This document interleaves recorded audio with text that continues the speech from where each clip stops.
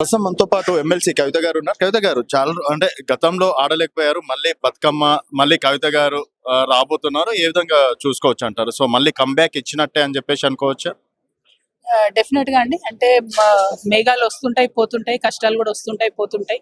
So పోయినసారి ఆడలేని పరిస్థితులలో ఉంటుంది రాజకీయంగా ఒక కుట్ర ప్రకారం జరిగినటువంటి సందర్భంలో ఈసారి ఆడుతున్నాం. ప్రజల నుంచి పెద్ద ఎత్తున వచ్చినటువంటి ఆహ్వానాలలో మరి కొన్నిటిని మాత్రమే సెలెక్ట్ చేసుకొని వెళ్తా ఉన్నాం. అందులో ఫస్ట్ది మా గ్రామానికి వెళ్ళడం, మా స్వగ్రామానికి వెళ్ళడం అనేది చాలా హ్యాపీగా ఉంది. విదేశాలలో కూడా బతుకమ్మ సెలబ్రేషన్స్ అవును, విదేశాలకు కూడా చాలా ఉంటే ఆహ్వానాలు, అందులో 3 సెలెక్ట్ చేసుకున్నాం. ఎందుకంటే ఎక్కువ దూరం ట్రావెల్ చేసేటటువంటి పరిస్థితులేనన్నా. సో లండన్ లో, ఖతార్ లో, అట్లానే మాల్టాలో, ఈ 3 దేశాల్లో జరుగుతా ఉంది. వాటికి కూడా హాజరవుతున్నాను. I'm happy. ఎప్పుడైనా విదేశాల్లో చేస్తే మంచిగా అనిపిస్తుంది. ఎందుకంటే పాపం అక్కడ వాళ్ళు ఉండేవాళ్ళు మన దేశానికి దూరం ఉంటారు, మన సంస్కృతికి దూరం ఉంటారు. సో ఏదన్నా ఒక్క రోజు వాళ్ళు జాబ్ గీబ్ అన్ని బంద్ పెట్టుకొని మన పండుగలు చేస్తున్నారంటే వాళ్ళ పిల్లలకు కూడా దీని ఇంపార్టెన్స్ తెలుస్తుంది కాబట్టి మంచిగా అనిపిస్తుంది. మేడం, గతంలో ప్రభుత్వం తరఫున చీరలు ఇచ్చేవారు, ఎంకరేజ్ చేసేవారు. ఈసారి చీరలు ఇస్తాను ఇప్పటి వరకు ఇవ్వలేదు. 2 ఏళ్ల నుంచి ఆయన ఏమి ఇచ్చిందని ముఖ్యమంత్రి గారు ఏమి ఇస్తలేడు. ఆయన పెన్షన్ ఇస్తా అన్నాడు, ఇస్తలేడు. నీళ్ళు ఇస్తా అన్నాడు, ఇస్తలేడు. కరెంట్ ఇస్తా అన్నాడు, ఇస్తలేరు.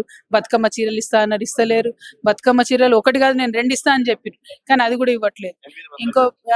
ఇంకొక పక్క అనేక మాటలు, అంటే 2500 ఇస్తామన్నారు ఆడబిడ్డలకు, ఏడిచ్చారు. స్కూటీలు ఇస్తామన్నారు, ఏడిచ్చారు.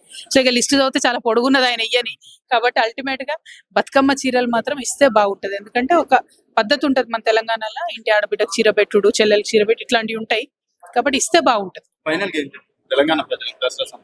ఫైనల్ గా ఒకటే, మన తెలంగాణలో ఉన్నంత మంచి పండుగ ప్రపంచంలో ఏ జాతికి కూడా లేదు. తెలంగాణలో ఉన్న బతుకమ్మ పండుగ అందరం కూడా కులాలకు అతీతంగా, మతాలకు అతీతంగా చేసుకుంటాం. కాబట్టి ఈ పండుగ నిలుపుకోవాలి. ఇది మన పండుగ, మనకు ప్రత్యేకమైన పండుగ కాబట్టి మనం నిలుపుకోవాలి. మన పిల్లలకు కూడా చెప్పాలి.